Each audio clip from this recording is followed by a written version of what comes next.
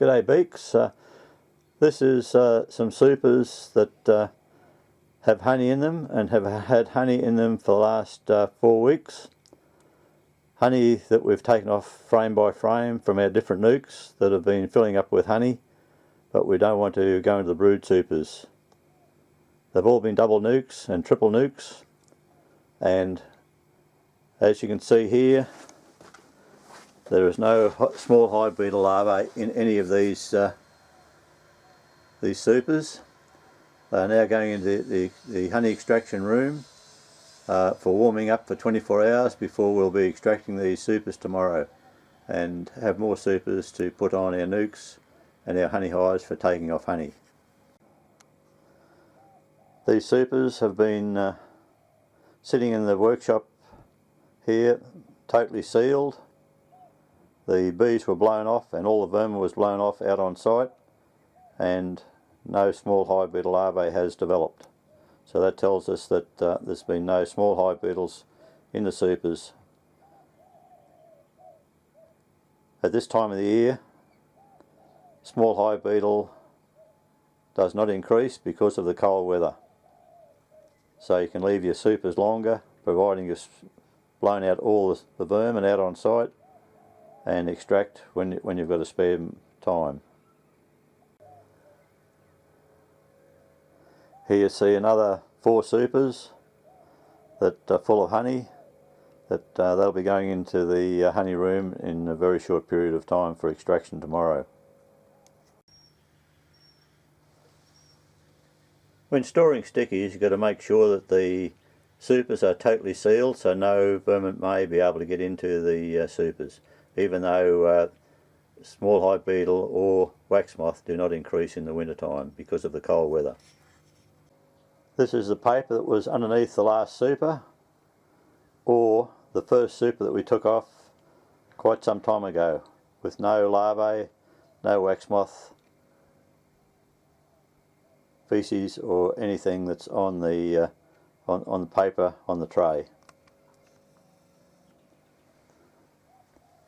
All our lifting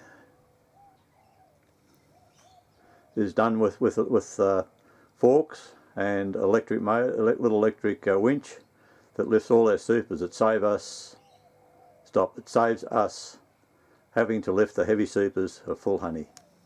The electric winch travels along a 1 metre gantry for lifting the full supers of honey off the wheelbarrow or trolley to trolley, and then transferring them onto the trolleys for rolling into the honey room.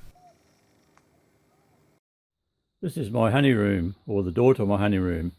I am Stig.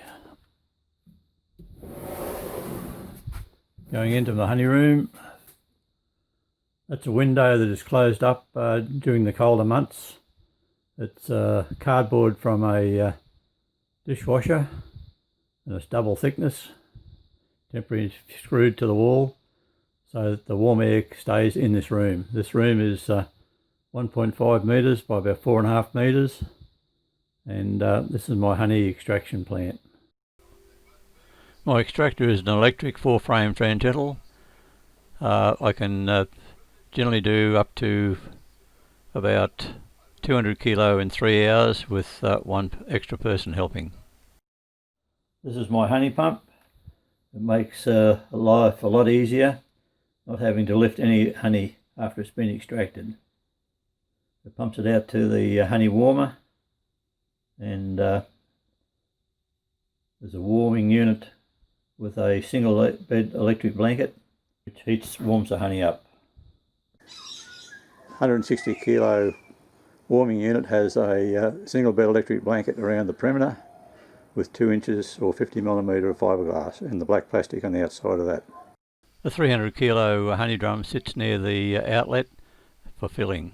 The supers of honey with the spaces in between for warming up for 24 hours is now in the honey room. So we'll come back tomorrow morning and we'll start extracting. These are frames of honey that have been taken off all our nukes.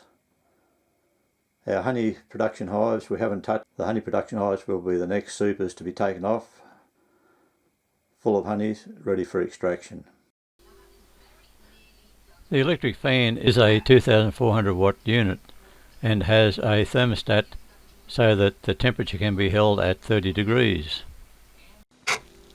It only takes about 18 to 20 hours to bring the temperature up to 30 degrees. The unit has its own direct safety pack. It is so much easier when all your frames are nice and warm.